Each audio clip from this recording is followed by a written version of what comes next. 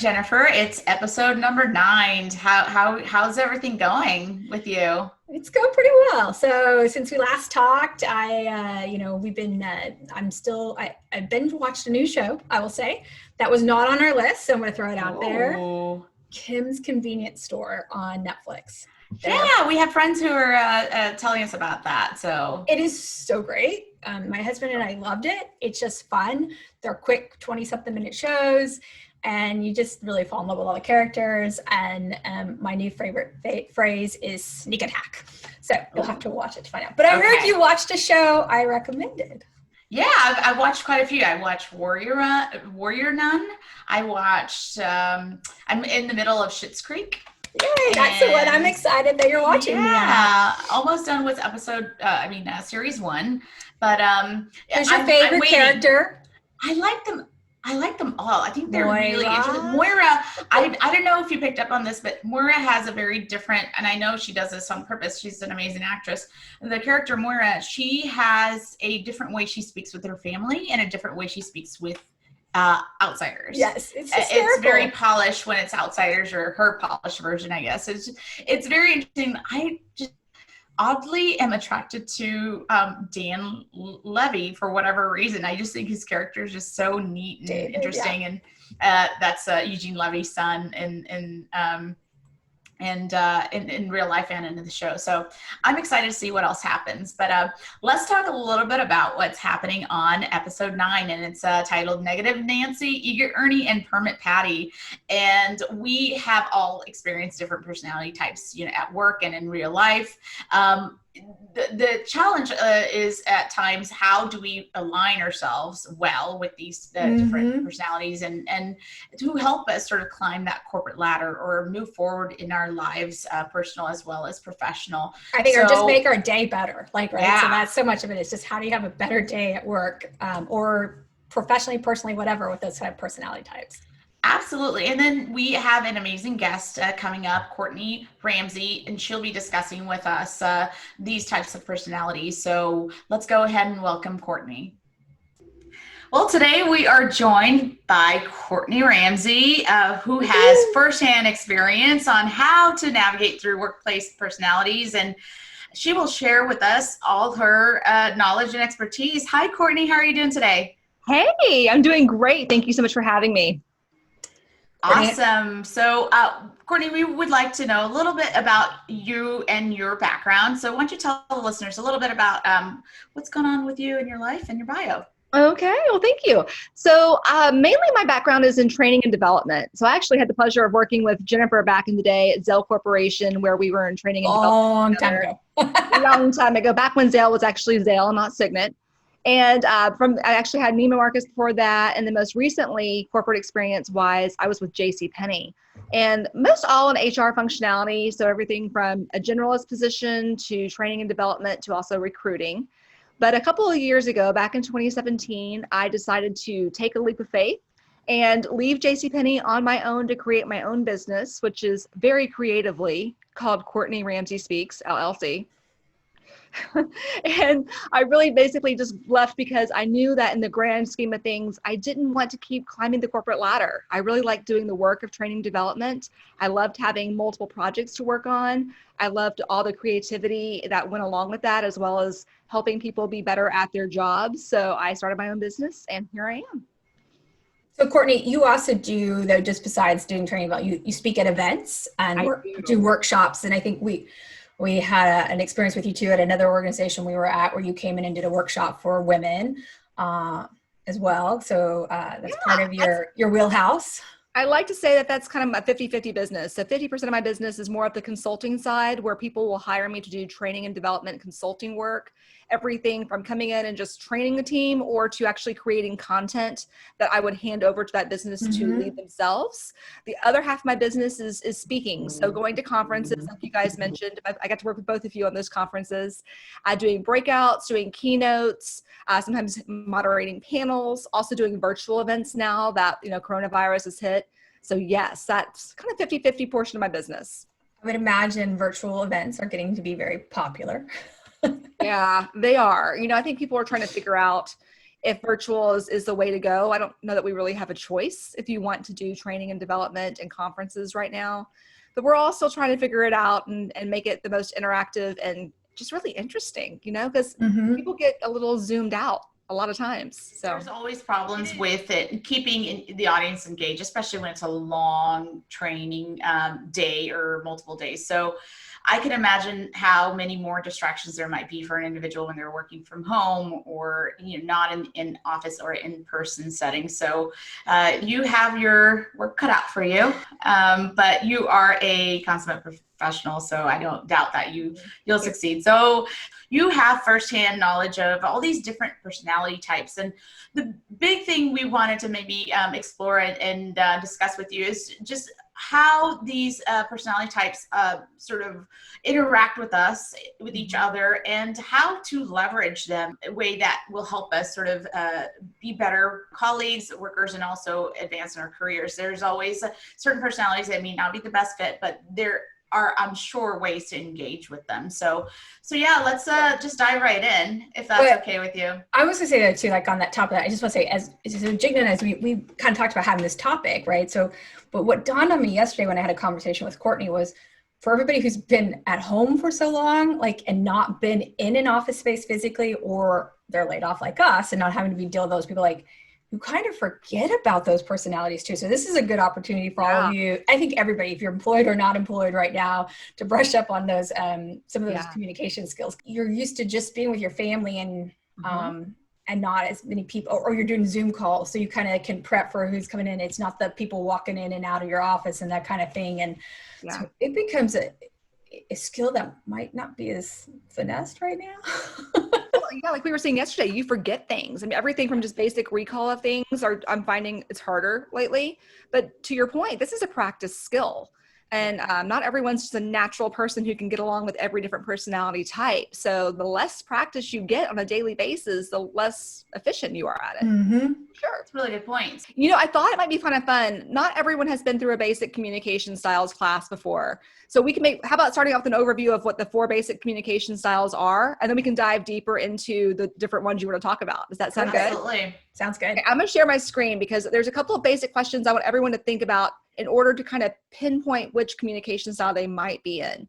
And before we even get started, if you're listening in your car, wherever you might want to be, and you can't see the screen, think about a big square that has 4 quadrants in it. So you have like an x-axis and a y-axis kind of running through before. You have 4 different quadrants. Think about that. So think back to high school when you're studying graphs the first time, and you remember, the x and y axis in the graph, right? So when you think about the x-axis that runs this way, this is our expressiveness axis. What expressiveness is referring to is how much of a poker face do you have, okay? So if you have a poker face, you are low expressive, and you're on the left-hand side of that axis. If you are highly expressive, people know exactly what you're thinking just based on your face. You're on the right-hand side of that axis. So remember left and right. Which one do you think you fall on? I'm definitely on the right. Right. You're right? I am too for the most part. You can tell me I'm very much expressive in my face, very animated. So I'm definitely on the right-hand side too. Now, the other axis, the y-axis, that's running up and down. That is really thinking more about your assertiveness. Now, not in an ugly way, but really more in terms of, are you an asker or a teller when it comes to getting your point across, right? Do you kind of, how much effort do you make in kind of swaying people to your side of the fence? Now, if you are highly assertive, you're going to be on the top part of that axis. If you are lower assertive, you're on the bottom side. So think about, if you are a teller, you're high. If you're an asker, you're low. Okay. So what are you guys? Are you top or bottom? I think I'm in the middle because I feel like it depends on the topic. Yeah. Yeah. I'm a little bit higher above the middle part, I think, in terms of assertiveness, but I wouldn't say I'm on the very, very high end at all. Yeah. Because if you're also my kids, I'm probably really assertive. Exactly. I'm glad you said that, because you usually have 2 different personality styles, one for work and one for home. I'm much more assertive at home too, but at work, I'm a little lower assertive. I'm more of an asker of people to do things. I like to say, if you're like managing a restaurant and the trash needs to be taken out, do you ask someone to take out the trash, or do you tell someone to take out the trash? Right? Ask. Yeah. I'm an asker. Do you mind, please? If it's not too much trouble, right? Yeah. That's me too. So based on those two things, expressiveness and assertiveness, you're going to find your communication style.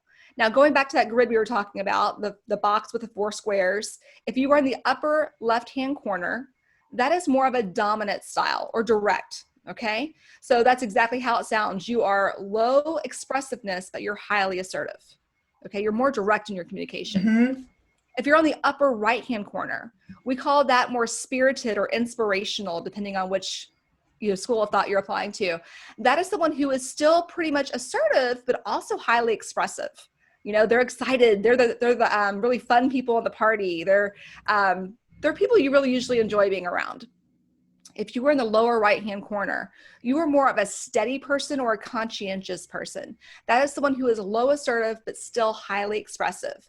They're more of your relationship people, and they're the people who really feelings come into play. They don't like being spoken to too directly. They're more about the feelings and the small talk and let's build a relationship. Now, if you are in the lower left-hand corner, you are more systematic or more of a conscientious personality type. And that means you are low assertive, but you're also low expressive. So these are the people who are kind of data-driven. They like processes. They like linear things that go in a line. They like the backup information before they make a decision. And they might not be too people-y, if you know. Like they might be more introverted in times, or at least appear to be so. So does that make sense? Yes. Okay, so which ones do you think you guys fall into? It's interesting because I think though, so let me ask you this. Is it possible over time that you change? Yes, I think so. She keeps saying that to me, and I'm like, I'm not sure if that's true. Because when I was younger, I would definitely tell you I was a spirited, like in my early on in my careers. And then I think as I've gotten older as a friend of mine from China told me, you don't say older, you say advanced. I like that better. Yes, me too. So as I've gotten advanced, I think I've become more of a steady. Okay. Although I don't know, so both of you have worked for me. We've worked for you, yeah. So I'm curious to know what you think about me in that work style situation. Plus two, and different points in my career, because I was much younger, Courtney then, and then Jigna, it's just been recent. So I would have put you in direct, honestly. How about you, Jigna? I've seen you interact with different people in different ways. So I see you addressing the needs as they come, dependent on the different personality type. Some people require a direct message. Others, you can be nice and get the same results. I think you prefer to be nice and ask wherever needed. However, you're assertive enough where there needs to be assertiveness. Otherwise, the other individual will never understand what you're wanting to do. I know exactly what meeting you're talking about too. Like many meetings, actually. There's one conversation I can remember, and I was trying to be more ask, and I did revert to the direct and be very like, no, this is how it is. Yeah, I'm not asking you. This is what you're going to do. And it wasn't a butting heads type of situation either. Right. I think it was more some individuals require a direct approach, and others, and not to their fault or anything like that, but it's really how we individuals process information. If the 20-year-old me would have needed that direct, or the 25-year-old me or 30-year-old me, maybe, I don't know. But I would have needed that direct communication style. Now more so, I understand what the ask is over the direct one. So I think it's important to really have those changes within your communication style, depending on who you're speaking with. And I think you do that well. So just based on y'all's conversation, 3 really big things just came out of there. First of all, do we all have a dominant style? Yes, we do, right? And to your point, Jigna, I think we all have a dominant style that probably is inherent in us, and it's going to basically stay the same throughout our lives. But to Jennifer's point, the more you learn and grow in your career and you learn what works and what doesn't work, you evolve to where you can flex to all 4 styles. and you know when you do or do not need to use a certain style depending on the person you're speaking to. And that's what I love about doing this class when I teach it for corporations is like, we'll do this little thing. It's like, well, based on what you've seen so far, what do you think of me? And I'll get all 4 styles. And I'm thinking, yeah, because I want to apply to all 4 styles in the room. And that's, to me, that's a really good thing. You want to be well-rounded. The other thing I would say that's really important is sometimes when you're flexing and that style isn't working for you, like you're trying to be more ask versus tell, but it's not working, or in times of high stress, you will default back to your dominant style. Yeah, that's true. Yeah. Right? So it's like, well, I tried to be nice about this, but now I'm getting serious, right? Yeah. So for my direct people, it's like, yeah, you might have learned to flex, but dominance will come back out. Same with my steady, conscientious people. If you're a little low assertive, you might try to be more direct, but in the heat of the moment, you might withdraw a lot because you're like, I'm not a conflict person. I don't want this. I'm gonna come back in and protect myself, right? So it really just depends on your style. Makes sense. So Jigna, what did you say you fell on this? I would say I'm sort of on the assertive and expressive side. So, That's spirited. But yeah, I think in my earlier career, I was more assertive than I am now because I've realized over time that you catch more bees with honey than you do with vinegar. So, however, there have been times where, I've had to be more assertive because asking just didn't get the results that were required, not by me, but just by the situation or, management, whatever else it might be. So yeah. I'm the opposite. So I started off less assertive and I am more assertive now. Interesting. Because when you work in corporate retail, time is money and everything was, everything's a fire, everything's burning down.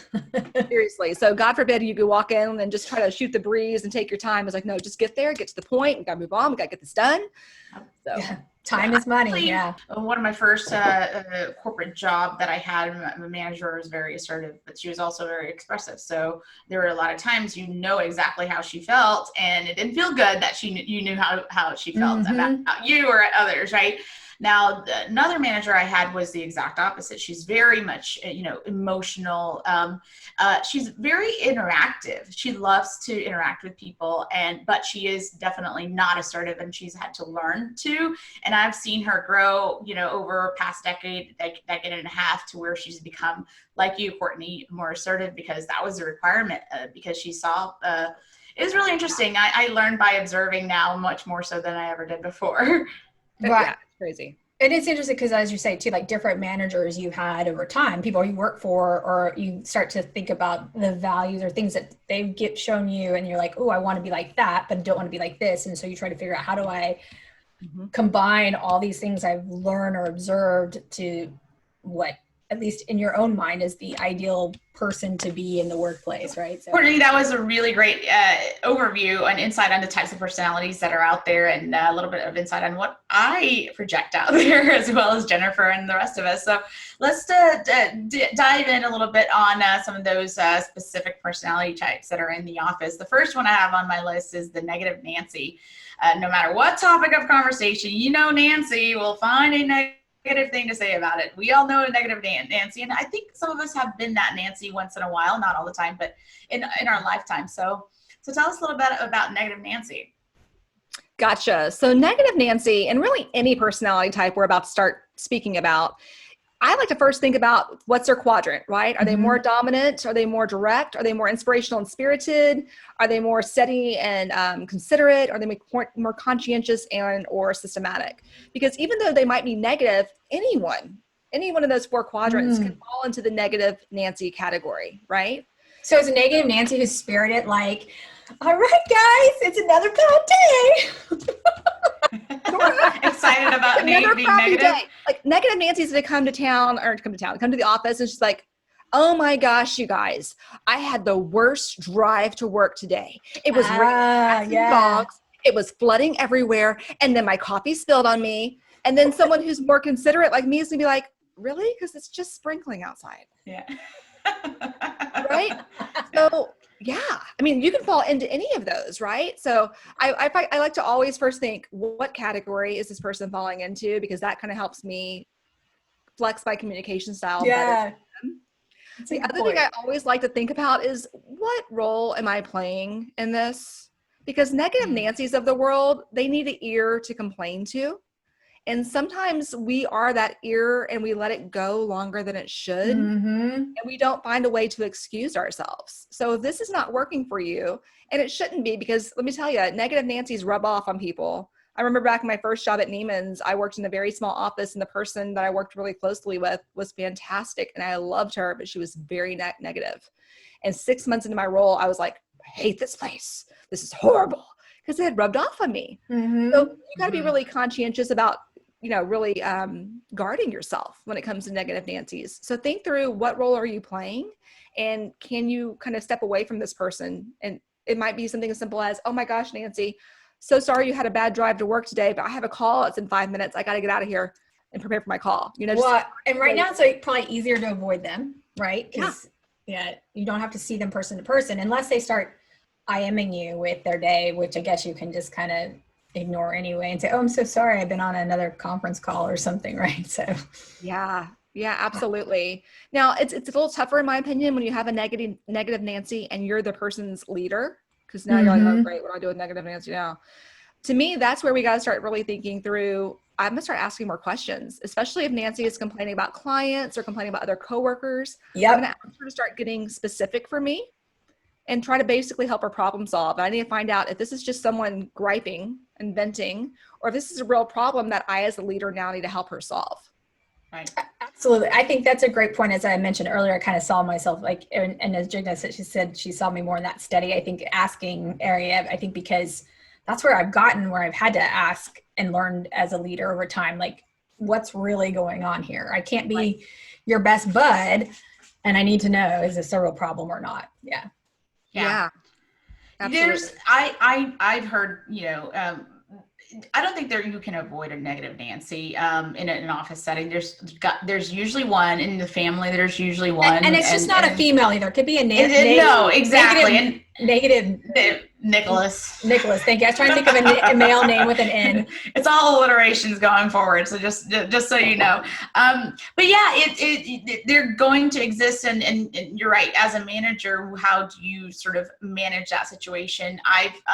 You hear stories, whether it's your coworkers or your friends around, and how they've dealt with negative Nancy's. One of them I remember saying, they one of their approaches was literally just to avoid them. Hey, I'm busy. And if you're working from home, it's much easier, right? And some of them who've had that sort of the direct personality, or assertive personalities, they've one of my friends said, I actually just ask that person, hey, negative Nancy, what's going to make you happy? And the negative Nancy's generally don't know themselves what's going to make them happy, and trying to explore that. I'm not sure if that's a good approach or not, but I wanted to pose that question to you, Courtney. I think direct conversations, first of all, it's one of my best things. I love giving any sort of breakout session or keynote on tough conversations, because I really think, especially in the workplace, we avoid them. I like to call it snoozing on them. It's like hitting the snooze button, like you need to take care of it, but you keep hitting snooze, and eventually that's going to blow up in your face when you're driving to work at like 75 and you're spilling coffee and like frantic, right? So yeah, you can't hit snooze on tough conversations forever, especially if it's someone you work with really closely. You can't avoid them. That's not an effective way of dealing with things. You're their leader. So absolutely. One of the things that I like to do in terms of starting any direct and maybe potentially tough conversation is always starting with your intent and saying that intent out loud. The reason I say that is, like, I think really 99% of conversations and communication mishaps is because we don't know where the other person is coming from. They think we do, but they don't. We don't know. What? So you're not a mind reader? I know we're not psychic. Do you know that's my dream in life? That's a superpower I want to have, but I'm not. But if I was to come at negative Nancy as a considerate, I'd probably come up to her like, listen, Nancy, I like you. I'm your friend. I want to continue being your friend. And I've noticed that usually when we're together, things aren't going well for you. I want to learn more about that. I want to learn how I can be a friend and help you out here at work. What can I do to help you be more positive? Is there anything I can work with you on? Because I really don't want you to be upset all the time.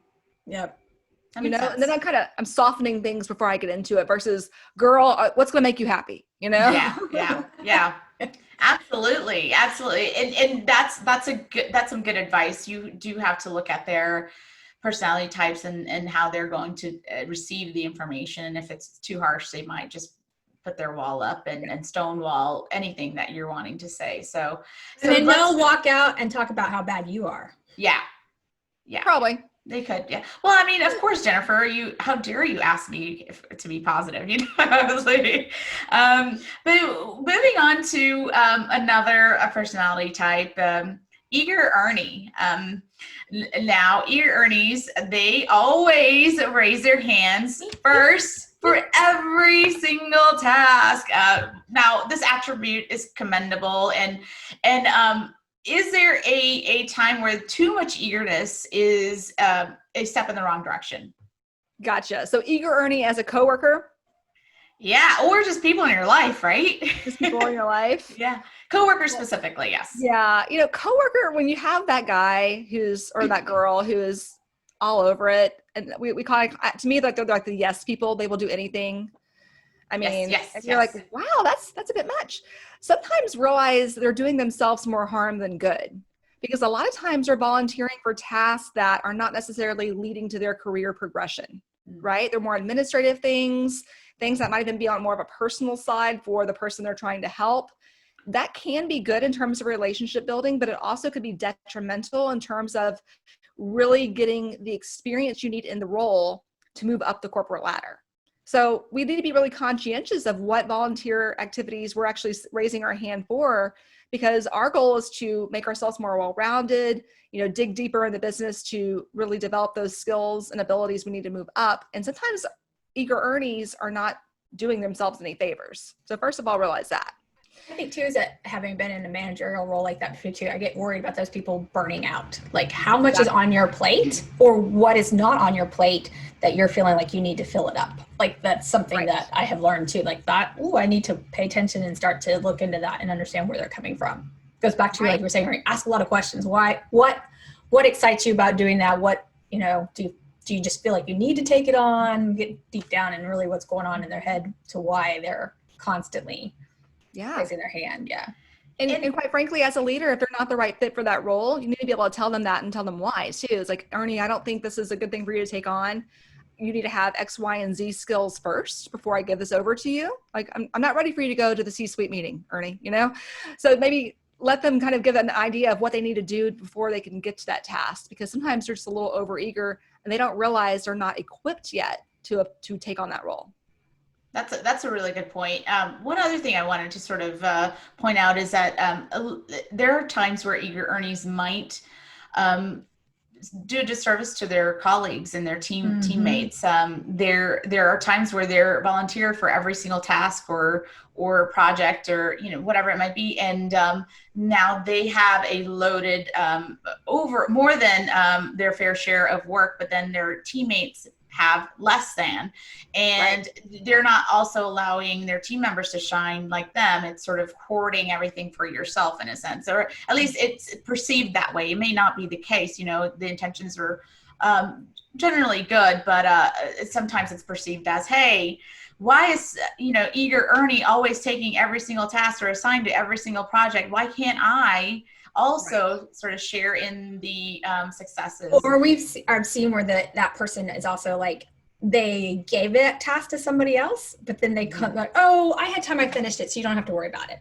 Yeah. And it's like, dude, like if you gave it to me, let me go do it. And if you needed it done faster, then you needed to communicate that to me. Like if you gave me like to Friday and today's Monday and you tell me Tuesday you finished it, what's going on? Right. No, I was going to just say, you know, in those cases, it's specifically, Jennifer, what you were saying around, you know, burning out. I truly believe eager Ernies are, they want to do the right thing. They want to, it's not malicious. It's not malicious, but they also don't, in this, they don't recognize how much time they have, and their time management is is lacking quite a bit when you come across this type of personality type, because they're just wanting to take, and then they realize they have to delegate, and then it's not being delegated in a proper manner. Just because we love movies, Jigna, it made me think of in Bridesmaids, where she takes all the dogs and she walks in and she has like 10 puppies and she's like, I might have overcommitted. Yeah, it's like a really good idea at the time to have 6 golden retrievers, right? Yeah. Yeah, I think Ernie's, you're both just spot on with that, because Ernie sometimes doesn't know. And again, he or she is not doing it maliciously. So sometimes you do have to, again, go back to that tough conversation, sit them down, come in with the best intent, explain why you want to have this conversation, which might sound like, Ernie, wow. I mean, you were like the superstar of this team, because let's give you a sense. Ernie's looking for some recognition here, right? Oh, yeah. That's been my experience with those folks. Yeah.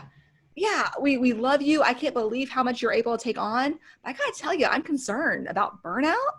I'm concerned that sometimes I'm missing out on some opportunities because you're first to volunteer for them. And I really want to share in those new growth experiences too, if you're a peer, right? Or maybe you would rephrase that to come from more of a leadership perspective. But if you start that conversation with the recognition, the pat on the back, wow, Ernie, you're amazing. And here's where I think it could be a problem.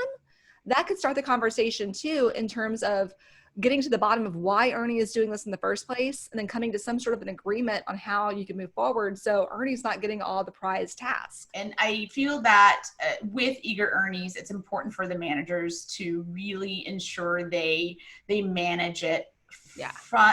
For the minute they recognize this is an issue, don't put this snooze button on that one, because it just perpetuates, and they'll alienate themselves from their coworkers, colleagues, and even executives who may be. Yeah. And I think so, kind of transitioning here, I think an eager Ernie, like, they can also turn into a negative Nancy, because they get that when they do burn out. Or they can be like the positive Phyllis too. They can be always so happy, so excited to be like, woohoo, like, this is a great thing, guys. It's another great day. It's another day in the bonus round. And I try to be positive. I think there are times when I can be, like anybody, right? Have my moments, but I try to stay on that side of it. And the question for you, Courtney, is like, does this become a hindrance to always be that positive person at any point in those conversations? The one place I've seen it become a bit of a hindrance is more in terms of, you could be seen as a little fluffy, I mean, use that word kind of like, oh, you're always happy. You don't see the problems. You're not a good problem solver because you don't realize there is a problem. So I would say that's, to me, the biggest word of warning I would give people. Positivity is a great thing. It's so good to have a good attitude, and be careful that you're not coming off as so head in the clouds above it all that you're not serious and strategic about the business. So using really, I think, is because one thing I taught when I teach communication classes or feedback classes, I talk about constructive conversations, and constructive feedback is not necessarily bad feedback, like the things that you do wrong. Constructive means there's some solid content to go with it, so it's not fluffy. So I think maybe being a constructive, positive person too is what it sounds like to be in there, to make sure you're adding like why this is a good thing, and not just be like, hey, it's another great day. And yeah. It's funny, you're making me remember when we were as JCPenney, we were training our Sephora managers to talk about their business when like the higher ups would come visit them. So you have a VP walking in, you have a district manager walking in. How do you talk about the business? It can't just be, oh my gosh, sales are great and numbers are fantastic. You have to be like, sales are great. We are running up in this brand. We are doing great in this skincare world. Oh my gosh, this is my star player over here. She just sold a $600 ticket. I mean, you want to have those facts and figures to really support the positive things that are coming out of your mouth, or even the negative things. This is a problem, but here's what I'm doing to fix it. So it's not a problem to be upbeat. Although, again, going back to communication styles, if you're over here in high-spirited world, everything's fantastic, and you have a very systematic VP walk into your office or your store, know about the facts and the figures, and they want to know about what's going on, and they're more monotone, play to that. You being over here is going to turn them off, right? That's an interesting thing you say. So I will say, in a previous role I had to my report to, it was very quiet and systematic, and I would get nervous in the conversations with him. And I would tell you, I'm not normally a nervous person. Like, you could stick me on a stage of 10,000 people and I would still be like, ta-da, and not nervous. when I walk in that office, even though I was even prepared for the conversation and have my numbers and send things ahead of time, I would find myself tripping over my words because he's so unexpressive that I didn't know what he was thinking. And I'm like, is this good? Is this bad? The poker face, right? But somebody just give me an indicator that I'm on the right path or not. Mm-hmm. And so, and if I wasn't on the right path, though, I started to learn, like, it was quick to tell me. And sometimes I'd be disappointed because I didn't even get my whole thought out. And I thought, was I not organized enough? Did I stumble over my words? Why couldn't I get that out? It was just a really tough place to flex in that style. And that's one that, like, I've learned a lot from that, and I'm still working on that one, on how do that just complete stoic. Yeah. You know, and I'll tell you, you have to think about the quadrants, right? Typically, when you have something in common with one of the other styles, you have an easier time communicating with them. When they are your direct opposites, like think who's across from you in that quadrant, you're going to have the hardest time communicating with them because you have nothing in common. You're both, you're complete opposites.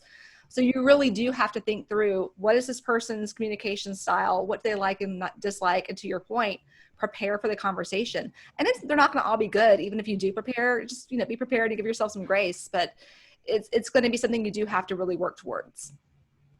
Mm-hmm. So that's really interesting, and it's that is one thing I feel like I've sort of honed. The skill that I've honed over time specifically is around addressing or speaking with the individual in their tone. I don't succeed every time. However, I recently had last year when I was applying for that job with Jennifer, I was also interviewed by other executive team members and whatnot. And I knew right away, just by looking at the individual, which quadrant without even knowing the quadrant itself, I'm like, okay, this person is going to be, pretty reserved, straight to the point, just by the questions that were being asked. They weren't fluffy, right? They weren't very long. They were very succinct, very short, and to the point. So I made it a point to ensure my answers were succinct and to the point. I don't do that well all the time. However, it is something I feel that I've sort of been taught, not just by observation, but by just, other confidants and stakeholders say, hey, listen, be straight, be short, move forward, so it does help. And positive phyllis sometimes can, a fluff, like you were saying.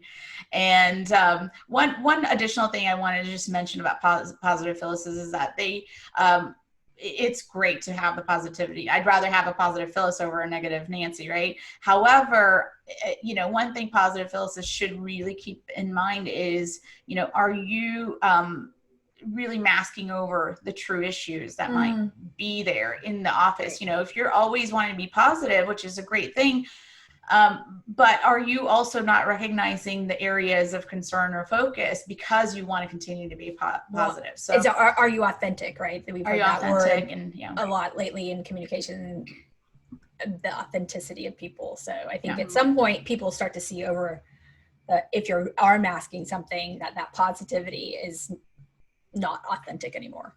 Yeah. And isn't it funny how authenticity has become such a big deal in the last 5 to 10 years? Mm-hmm.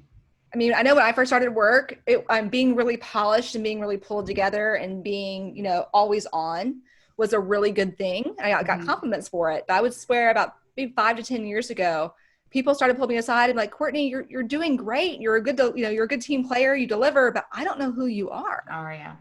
And it's like, well, you put on the mask, right? Yeah. It's actually, this is my opinion, but I hope there's some research around this, but what I've noticed is that as the millennial generation, Gen Z, are kind of coming into the workforce, that is what they're asking for. And I jokingly call the millennial generation the hippies of our generation. And in some cases, I feel they have a similar thought process. It's about the world, it's about being global citizens. It's about doing good over making money, so it's sort of that, and the parents, the boomers and the Gen Xers are teaching that to their kids.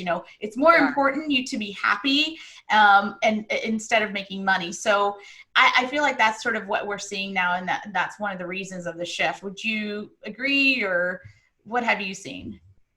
I think you're right. I think a lot of it really we can attribute in a very positive way to the millennials because they are more, they want to be themselves more. And you know what? Power to them as a, I'm a kind of on the cusp, zennial or zenial. But it's funny. I mean, I really do think that that's a lot of the millennial generation is bringing that in. And I think it's a great thing because we do need to realize it's not all about work. It's not all about the money. It's interesting. It's very interesting how, and it's a good concern because, who's out there, the leaders of the corporations are those folks that are the boomers or the Gen Xers who have been taught to put on a face, and it's a rightful concern. So we were talking about positive Phyllis. Now let's go on the other end of the spectrum and talk about quiet Quinn, which also kind of goes back to the kind of that person you and I both talk about, a boss or form, people who get really quiet and stoic. Yes, they be that way, or they be so quiet and they're like also, I guess, on the right. They're somewhere on that, just they're non-expressive, right? As Courtney is saying, right? Is that right? Yeah. Non-expressive. Yeah. Now, quiet Quinn, like Jennifer was saying, they generally don't speak during meetings or even when asked for feedback, right? It's usually they kind of slide by. They may or may not do good work, just depends, but because they're quiet, they sort of tend to more so slide by much easier than the more talkative or outgoing individual. So, what are your opinions about this individual, and are there any ways to avoid conflict or with these types of individuals? Yeah, well, to me, quiet Quins are the people who are probably doing a really nice job of avoiding conflict on their own because that's the whole thing. That's part of the reason they're quiet is they don't want to say the wrong thing. They're very scared of that. They don't want to be taken less seriously because they say a bad idea or what they perceive as to be a bad idea. So they're very guarded, like you said. I think as a coworker, you're going to have to work extra hard to build a relationship with this person and really establish that trust. And so, just really as much as you can going by their cubicle or their office and asking them questions and asking their opinion, preferably more on a one-on-one environment than a great meeting at first, right? Because that's where they're going to be more comfortable. But once you establish that trust, you can kind of build on that. Now, I was going to say, is it finding what they're passionate about too? Because I sometimes think at that quiet when you find out what they're passionate about or what they feel strongest about in their skill set, that they will really open up about that. Exactly. I think as a leader, it's one of the first things you should be doing. Once befriending a quiet Quinn, is it unrealistic to ask or assume that he or she may actually open up? Will they open up? Or is it expected that they probably will stay the same and it just needs to be status quo? Well, I think it kind of goes back to those styles again, right? You always have that dominant style where you're the most comfortable. So compared to a spirited or inspirational person, no, that Quinn's never going to be that person, right? We can't expect him or her to be that person. But I do think creating a safe environment for that person is really important. And so with the more the coworkers and especially the leader can do that, you're going to see some evolution. It might not ever be compared, to positive Phyllis or, that kind of thing. You're never going to get that level, but you're going to see some evolution. And I think that's a win. And I will say I have this weird curiosity and I gravitate towards two specific types of personalities. One is a quiet Quinn, and it's I don't know if it's a challenge or what it is, but I always want to befriend them and get to know them more. Maybe it's just me trying to see if I can get them to open up more, it's almost like a personal victory. Yeah. And the other part is very strong assertive types, and those are the two that I and it's not necessarily outgoing per se, but assertive. I find inspiration with the ones that are sort of leaders in their own right, because they were they had that assertiveness. To me, doesn't necessarily mean that they're not empathic, but for me, it means they're strong. They know what they want. They say it. They're decisive. Yeah. They're decisive. I would say, I think this would be my hunch on the why you gravitate to some of those folks, because I do too. And I think it's the ones who are more systematic, because they are able to walk through conversations with me and figure out how to get that process in place. And we make a good team. I have a fellow coworker, you all three, both, or the two of you know who I'm talking about, I think, because has another J, that I have worked with her. She actually was my intern at Zale when, That's how I know her originally. That's how you know her. And then she's worked with me at several other companies. And that is what complements us really well. She is not as expressive and she's very systematic. And she has learned how to move into the other spaces. And but together, she and I can process information. Like she can take those crazy, like she says, I speak Jennifer. And she can take and she understands that, put them together. I mean, it's so crazy. One time I was in London. She was in Dallas, Texas. We were on a call trying to figure out how to do this one webinar we were going to do. And we had another training manager from the UK sitting in the office with me. And we're not even on video call. Okay. We're just on a speakerphone. And I'm like, well, we could do, and she's like, no, that won't work. I'm like, yeah, you're right. What if we did? And we never finished like the whole thing. And our other colleague, she was sitting there looking at me and she goes, what are y'all talking about? Like she couldn't understand like how we had an entire conversation with half sentences. And I think when you find your opposite, person there that you can work with and find, it's like this weird connection, and it can work really, really well. Yeah, I got to that. My previous manager before Jennifer, we had worked with each other for 11 years or so, and we got there as well, and it's really nice to be able to get to that level, and it takes a lot of time, and we would always say to each other, get out of my head, because a lot of times, I'll say something she was thinking or vice versa, and then we'll joke around, there's that movie Mean Girls where the Amanda Seyfried's character, it says she, not the brightest bulb, but she's like, it's like I have ESPN or something. So that's our running joke. It's like, it's like we have ESPN or something. So it is. I think the sooner we realize, oh my gosh, if you surround yourself with people who do compliment you, you're a stronger contributor because of it. Sometimes you got to get past those rough patches with the way you communicate and maybe the uncomfortableness, or like you were saying, Jen, earlier about walking into the direct person's office and you kind of got shut down.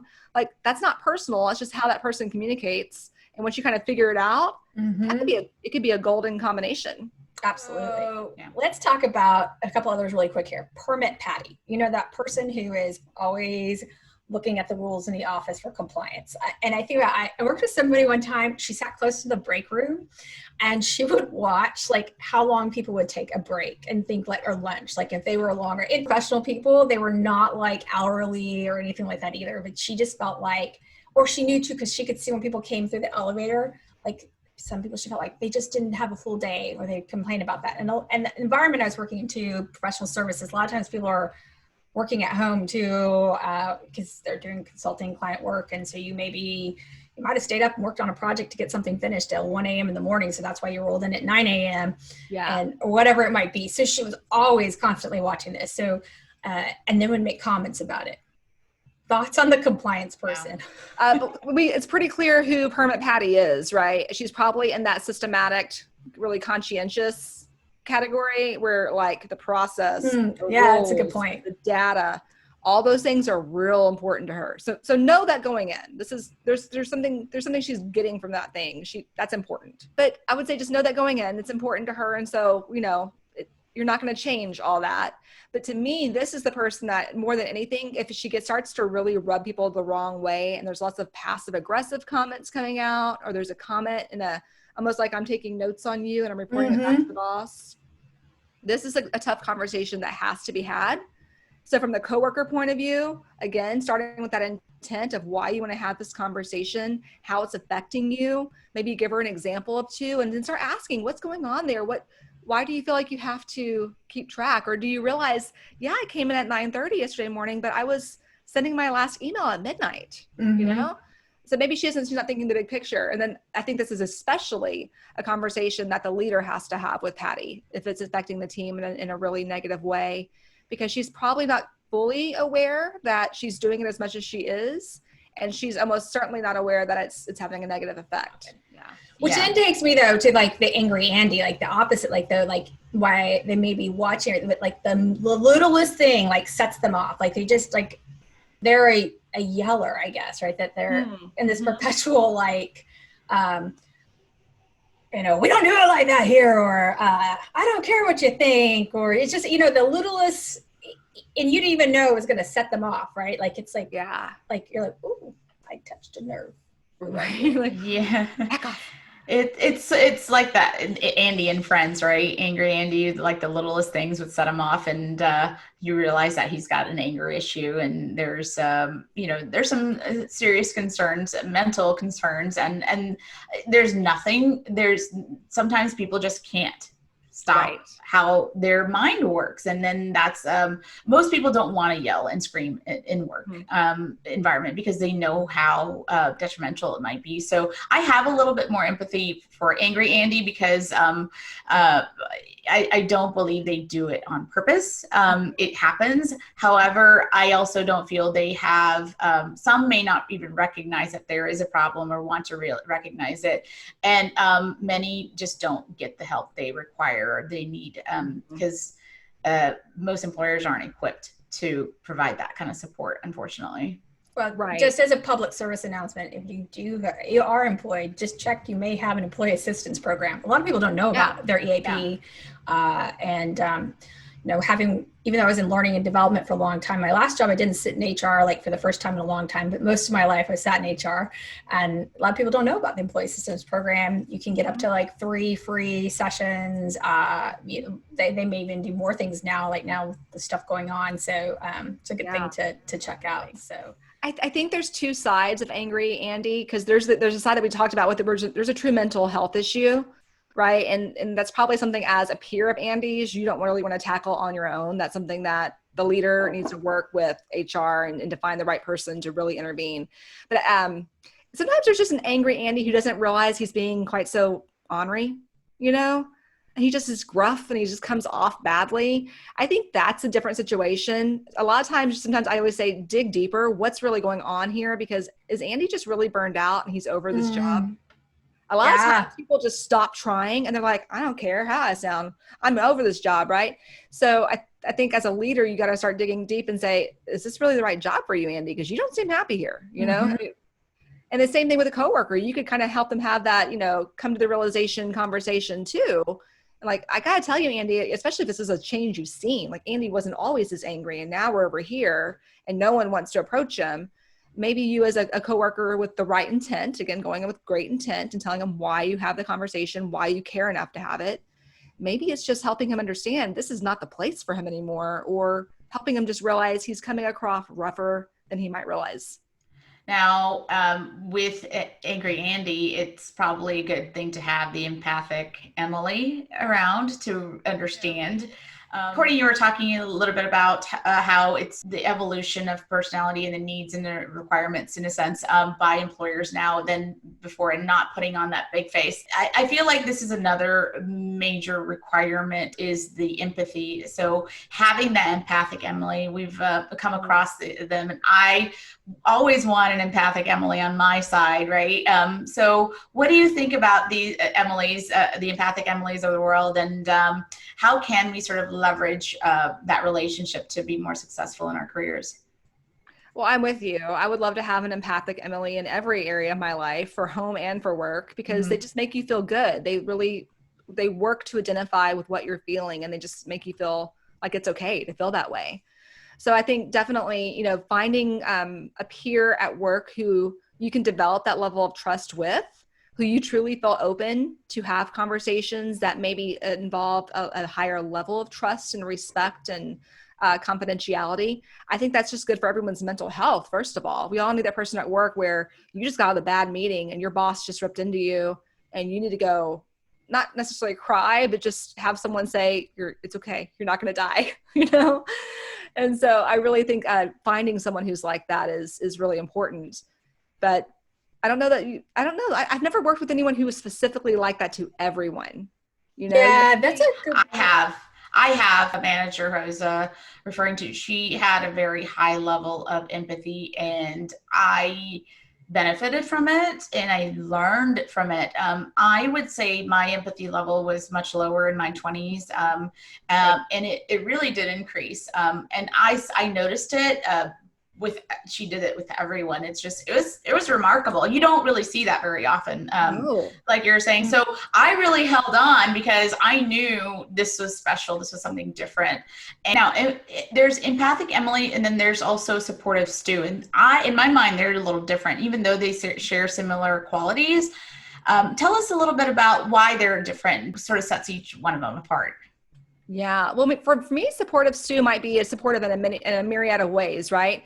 That person might be the person who's kind of like your champion to the side. They're going to speak up for you in meetings. They're going to help, like maybe they see you kind of struggling to prove your point in a meeting. They're going to kind of jump in and kind of reinforce your statements. But there's also the emotional side, right? Where they're more supportive of you and your feelings and your just things that are going on a day-to-day basis that can, quite frankly, weigh you down. So whereas supportive Stu to me is maybe not as empathic, meaning they don't feel the sadness, they don't feel all the emotions that go along with it, but they're a fantastic person to have in your corner as a champion or a sponsor. That's a good point. Now, are supportive Stus required to be empathic? I would think they would probably have a bit of it just naturally, but I don't know that they're going to be quite as empathic as an empathic Emily, right? Because that's a whole, to me, that's a whole other level. And I always think people who say they're empathic in general, it's like they really do take on other people's emotions, and they say they can feel, like when someone walks into the room and they're in a bad mood, it changes their mood. They can feel it, right? And that's more empathy to me than it would be for supportive. But they have to have Phoebe. Yeah, it's like Phoebe and Friends. She's like, "What's this aura? I feel this negative aura in the room. Let's get it out." Yeah. Supportive. And I think really the one thing too, going back to both peers and leaders, for the supportive person, recognition is something they might not get a lot of. And like you were saying, Jen, sometimes not people, supportive Stu is always supportive. That's just who he is. And sometimes people just take it for granted and they don't express that appreciation and gratitude. So that's the one thing I would say when you're communicating with him or her.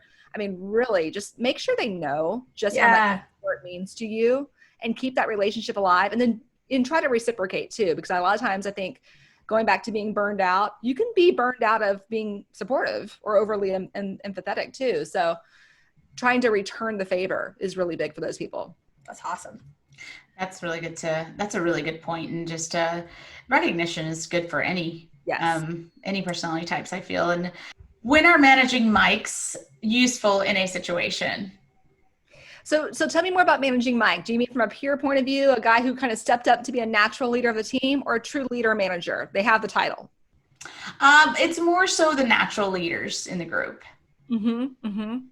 So, gosh, there's a lot of good things about managing Mikes, because first of all, think about how many people are actually promoted to a true leadership position who have never been a leader before, even in a natural kind of team leader, unofficial leader kind of way. So as a peer, I would first of all try to help that person develop that natural leadership ability. So when he or she does get promoted to an actual leader of people role, they are better for it. So sometimes, I think people are like, who are you? Who are you trying to step up? And you're not the boss of me. Yeah. But unless they're doing it in a really bad way, try to appreciate that this person is really working to hone those skills. And then the other thing I would just say is, how can you help that person maximize his or her skills, but also impact you for the better. So from one thing I like to do with the managing Mike is I like to ask them for feedback, because not only is it giving that person practice to give me some constructive feedback and to help me get ahead into what he or she is seeing, right? But it's also giving them the practice of giving the feedback in a way, and then I can in turn give them feedback on how they gave the feedback. That's awesome idea. That's a really good point. When there are female leaders who emerge, they're oftentimes considered bossy or called bossy, but when it's their male counterparts, they're manager type, they're leaders, they're very successful. What can a female leader do to prevent herself from being considered a bossy person versus just being a leader like her male counterpart? I like to go back to that authenticity and that intent.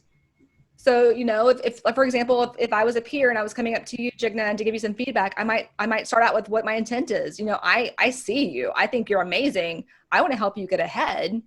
I've noticed a couple of things. Do you mind if I give you some feedback? I don't want to come off as bossy. I don't want to come off as, higher than thou. This is where I'm coming from. And I think kind of softening it with that authenticity, I mean, really saying what you feel and then giving that intent will help soften that unfortunate thing that a lot of women do get stuck with. Yeah. We're elevating each other as opposed to. Exactly. Yeah. I'm not trying to bring you down. I'm not trying to be, that girl. Yeah.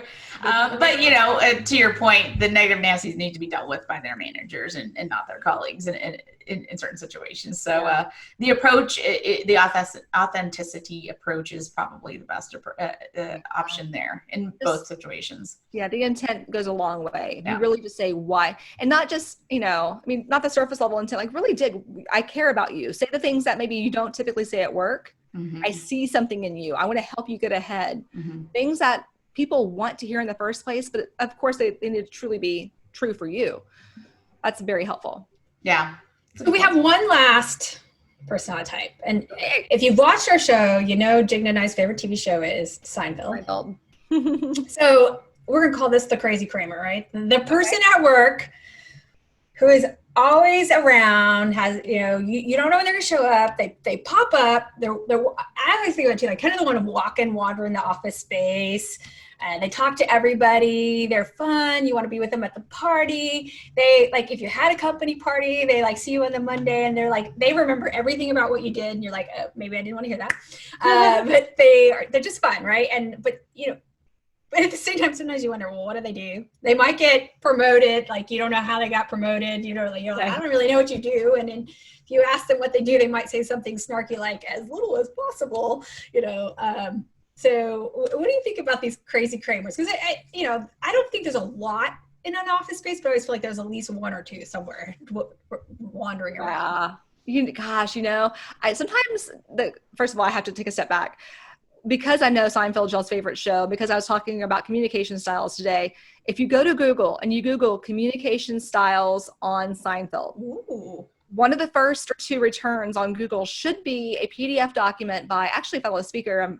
I think Margaritas is his last name, Peter Margaritas, but he actually puts each of the four main characters into the styles we've been discussing. So he put Jerry as more direct. He actually put Elaine as more spirited or inspirational, Kramer as that more considerate, steady style, which kind of thought, I'm not sure about that one. And then, I'm drawing a blank. Jason Alexander is George. George is your more systematic person. So I don't know if you agree with those or not. No. That's how he placed them. In some cases, but George is so, I don't even know if George is in the quadrant. Yeah, George is his own special. So self-aware. He's just he has no self-awareness. Yeah. So we'll be sure to share this document on the comment section. So just be sure. I think it's funny. It kind of, at the very least, it kind of gives you more of a descriptive of each style, which is great. I thought that was hilarious. That is fun. But Kramer's an interesting one. I think back to him on the show and just his craziness. And you're right. Appreciate Kramer for what he is, which is he is the life of the party. It's not the same if he's not there, right? Because he just brings that element of fun. And for me, that's usually more the inspirational, spirited people in that top right-hand corner. When they're not at work. It's just not as fun. It's just seems a little less happy, and it's not as camaraderie, So appreciate them for what they do bring to the table. And again, I mean, for the different leaders, the problem is this might be a hindrance to them getting ahead. So as a leader, you're going to have potentially some coaching to do. And it might be helping them understand how to better communicate to certain styles, because my guess is they might not switch their style and flex very well, at least not in the very beginning of their career. But really helping them shape their communication style and kind of really play to the different quadrants, I think would be very helpful for that person. Or at least when I was trying to understand where I fit in, when you're first starting out in your careers, and some of these recent grads right now might be thinking this is how do I fit in?